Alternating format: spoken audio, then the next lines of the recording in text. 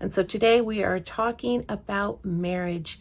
And as the title of this video says, I'm going to be talking about the 5 things that after prayer and reflection have come up in my mind as the things that have been the most difficult things that I could remember, that I can think of in these almost 30 years of being married. And so here they are. The first one is dealing with alcoholism. The second one is, even though we are both Christians, my husband and I each have an individual walk with Christ. And so we are not clones of each other. So we see things differently.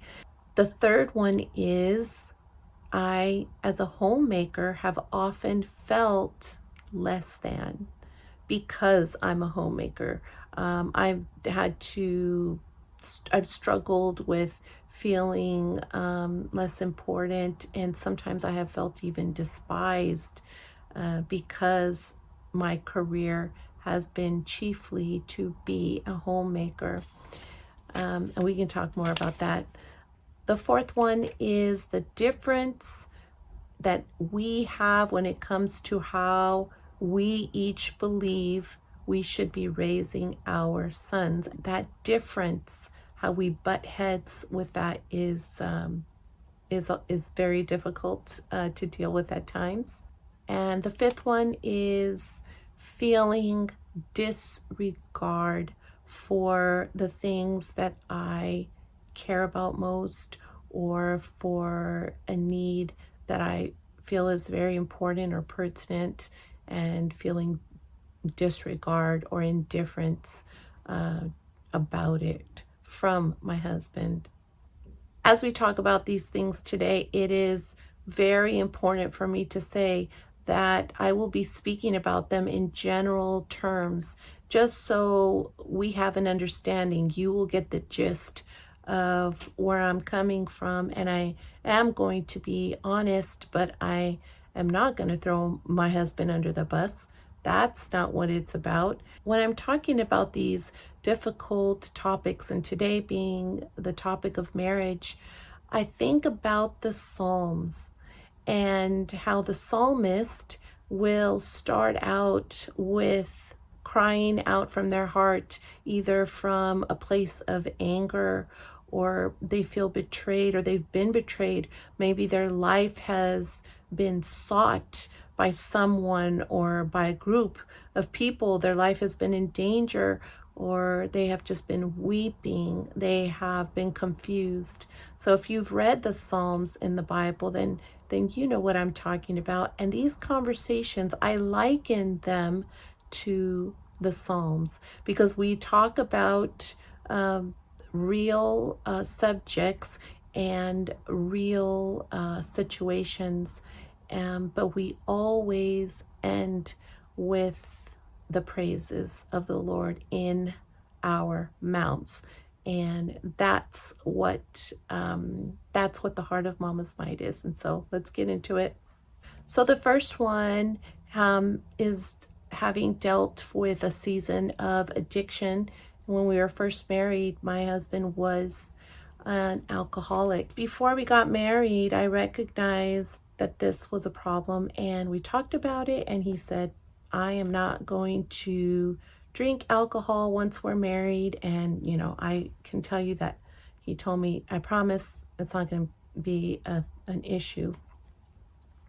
And then we got married, and it just took a little while, and we were both having a hard time. And well, you know how a marriage is. You're first married, and we did not know each other really when we got married. There was a lot of pressure on both of us. I was all in. I didn't have any doubts about marrying him. I wholeheartedly wanted to. We were all in. Our hearts were, you're the one for me, and we're here for the long haul. Of course, we were just starting. We had no idea what we were getting into, but we loved each other. So that period of time when I realized, oh, he is drinking again, and I had to say, no, no more. That was really, really tough, and it almost broke us. He said he didn't want to be an alcoholic anymore, but I saw him struggle, and I knew that it was going to take the power of God in his life. And so those months were exceedingly difficult. Like I say, I was sure we were going to be divorced, and we had only been married not even 3 years. And God did a miracle. My husband cried out to God, seeing that his wife had left him with, at that time, we had 2 little baby boys. I knew that because he was continuing to drink, I couldn't stay. I saw the trajectory of that and was not willing to live that way. He cried out to God, and the Lord did a miracle in him. My husband has a mighty testimony about how God healed him, and God did.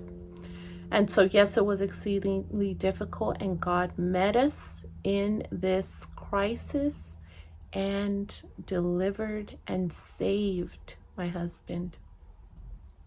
And so we had a new beginning. He had a new beginning in his walk with Christ, and I did as well. That year before we were separated, I had rededicated my life to the Lord, and I knew that no matter what happened, I was going to follow Christ, no matter what. And so I believe the Lord honored both of our hearts and gave us a new beginning. So the second thing is, as I mentioned, having a distinct walk, both of us, with Christ. He is saved. I am saved. I praise God that we have attended church together most of our married life. And we raised our children in church, and I trained my sons in the Word of God. But because we are individuals, my husband and I, he has his individual walk with Christ, and so do I. And I know if you are married, you understand. It is no guarantee that once both of you are saved, that all of a sudden there's smooth sailing up ahead, and because you are each sealed with the Spirit of God, that now you see things exactly the same, and you always have absolute agreement in major decisions that need to be made.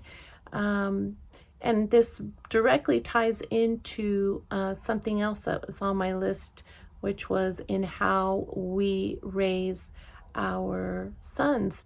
We were always committed to the Lord, but there were still very difficult times when we didn't see eye to eye. And I will give you an example. There was a ministry, and it's called Junior Bible Quiz, JBQ. At first, my husband was concerned, like, wait, they have school, they're already attending church, and we're involved in church. And being that I was involved in children's ministries, my kids, they were involved. We would be being a part of the whatever was going on in kids ministry. But there was no question in my mind that they should also be involved in Junior Bible Quiz. Through all of that, I have to say that I was always praying, always asking God, Lord, please purify my motives. I don't want to have pride about this. I don't want to just be stiff-necked and not be willing to give in if this is something that I should give in about, and just quit JBQ with my kids. But I did not ever have that impression. I never had that be something where that I felt the Lord had given me a change of direction. Not ever, not ever. And I felt him encouraging me, like, keep going, keep so it wasn't going. Easy. And we did.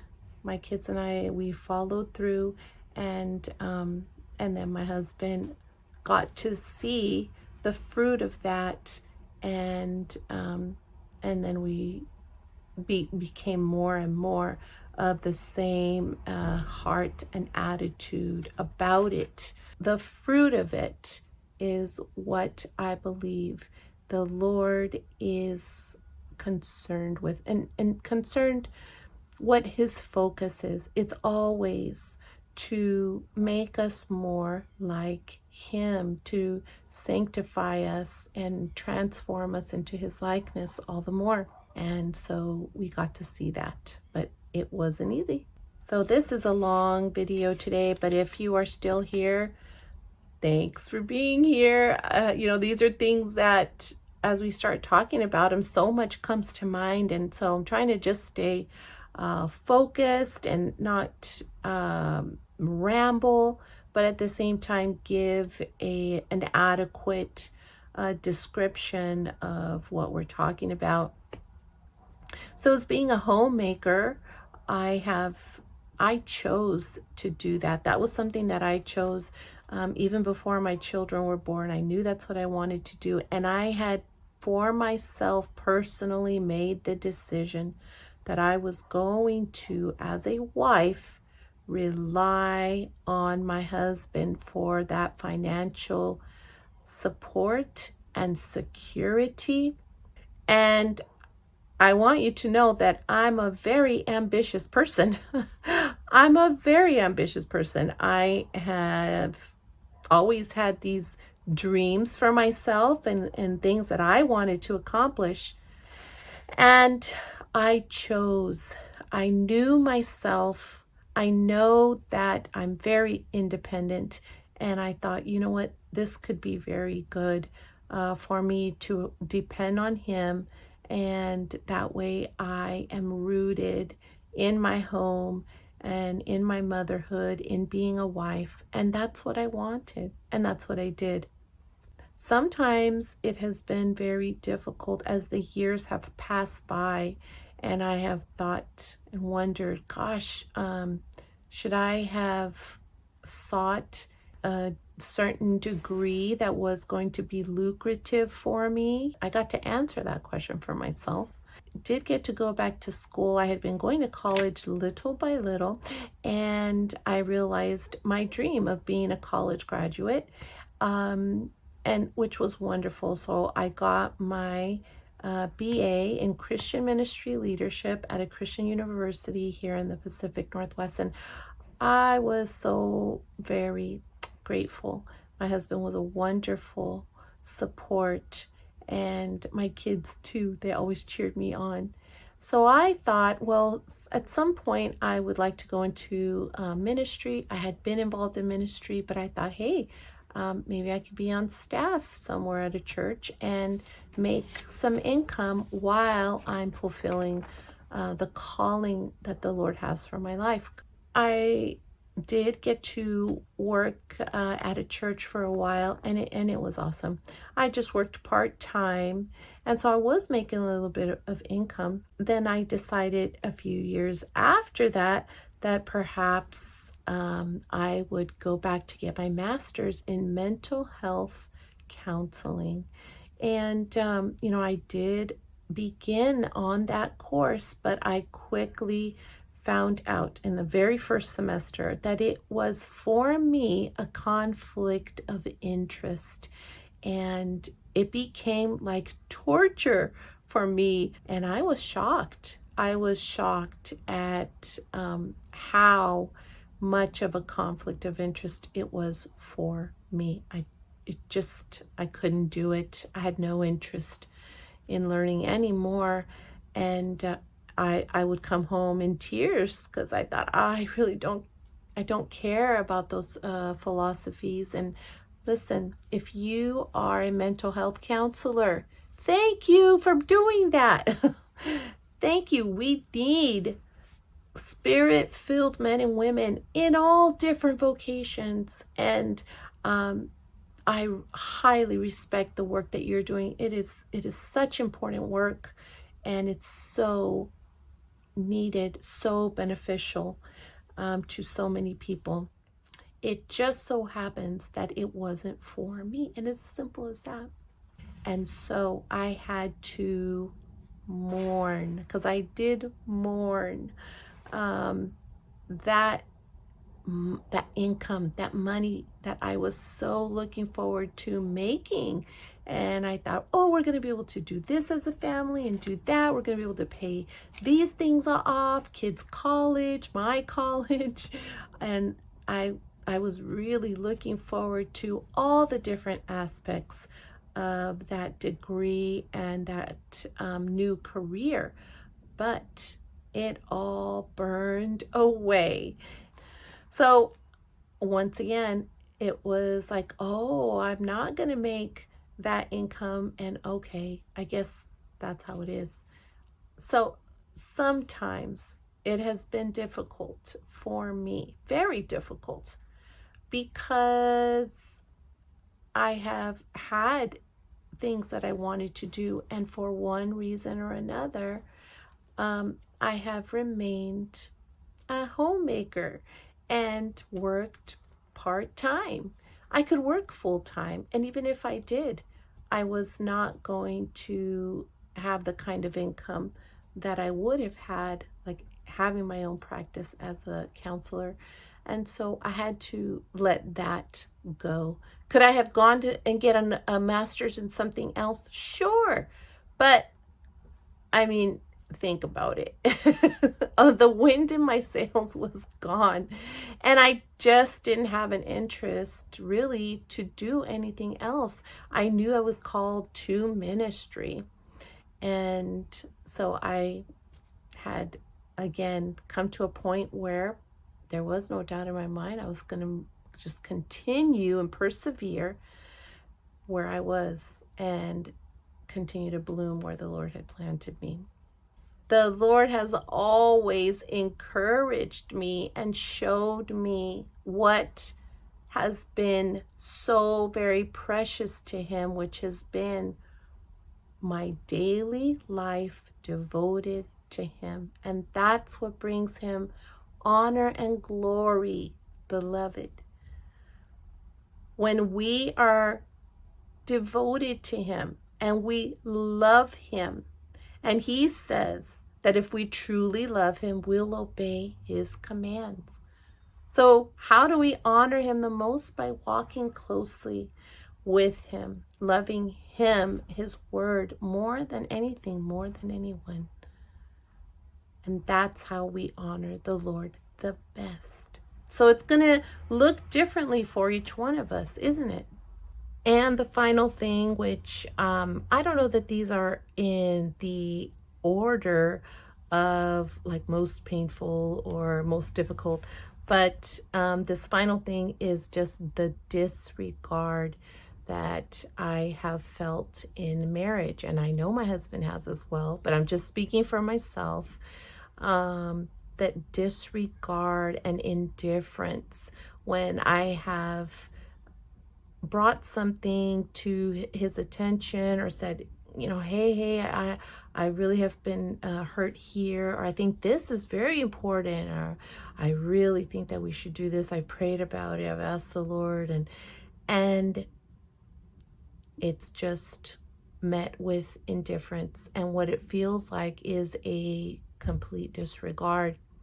And I know that you can relate to this. We go through things like this in our married life, and they are not the exception. I just haven't found it to be the exception. And every relationship is different, certainly. But these are common factors that we go through, and we are tempted when they are the most intense and most fiery moments, that we are so perplexed and confused because we think, why doesn't my spouse care? Oh, they don't care. There's no way they could care. They say that they love me, but this proves otherwise. Isn't that what it feels like? It does. It does feel that way. And it is like fire. It's so, oh my gosh, it is just so difficult. And these are those moments where, for me, I come to the Lord and it's like, oh Lord, I am broken. Lord, I feel so crushed. I feel forgotten.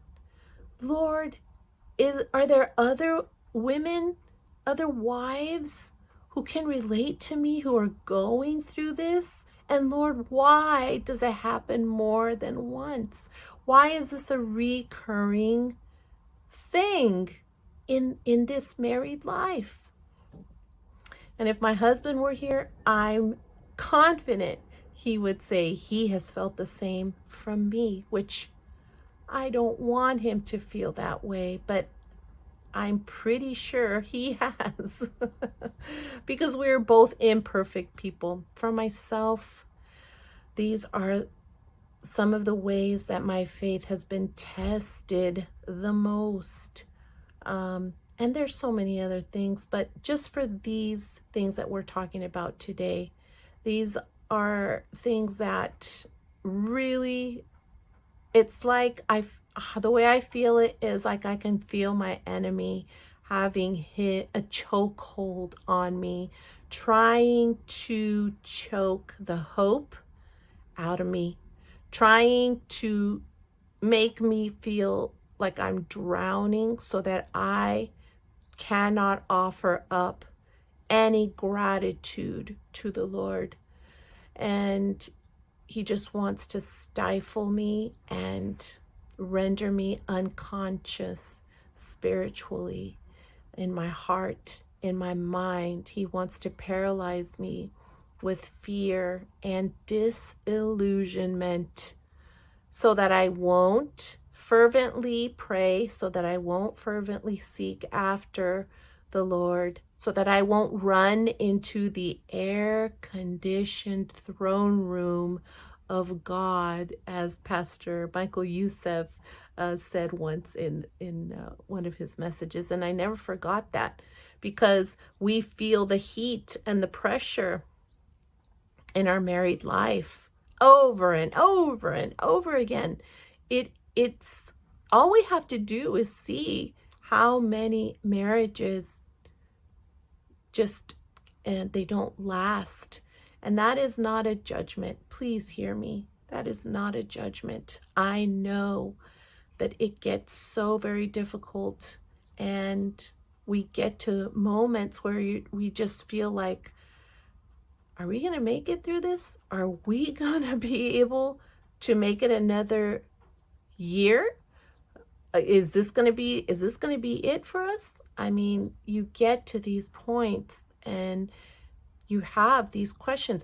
If you are a married person and you have never felt this way, I don't even know what to tell you. I think that's incredible and wow. And I have seen married people who, they just seem like so in tune. And I know that they have their own challenges, but they seem very in tune. Like they're just, I don't know. I think that's really awesome if somebody has a type of relationship where there's not a lot of conflict and there's most things eye to eye. But for the rest of us, that's all I will say. For the rest of us who have been perplexed and have felt come to these places because of crises where we have been tested and sometimes have felt like throwing in the towel. I mean, what can I tell you? We get to these places and there are times where we're tempted, oh, am I going to throw in the towel? And this is just a very simple illustration, but it is like he lovingly is tapping me on the shoulder. I can heal you. You don't have to run away. I can heal you. Will you surrender so that I can heal you? So that I can work through this for your good. It always comes to that. Will you surrender, Laura? Will you surrender? And I praise God that because of his spirit, then I'm able to answer, yes, okay, yes. I hope that this conversation has been a blessing to you and that you can see yourself somewhere and relate to what I'm sharing with you today. My hope is always to disarm the enemy of our soul because he wants to steal our marriages. He wants to destroy them. So we don't pretend that it's not difficult, but we always remember why it is that we're married in the first place, and our marriages belong to God. He's the one who avenges us, covers and protects us, and has equipped us to be able to prevail even through the most perplexing situations. And that's what I'm hoping that we are gleaning from today. You know, Psalm 73 verse 26 reads, "My heart and my flesh may fail, but God is the strength of my life and my portion forever." So even when we feel like we're going to faint in marriage, we don't need to.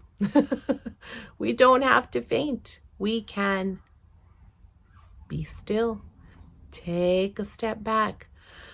Take a few breaths. Take a time out to reflect, always to be in communion, praying, asking the Lord, Lord, what can you do with this? And when we surrender our crises to the Lord, he does what we cannot do. And sometimes it takes days, sometimes it's instant, sometimes it's months, and sometimes it's years.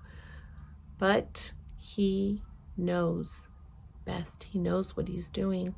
We can be safe no matter what we're going through because he hides us beneath the shadow of his wing. And so my hope is that where you are, you will continue to honor the Lord with your life, no matter what. And I, over here, will do the same. I hope to see you next time. Until then, bye-bye.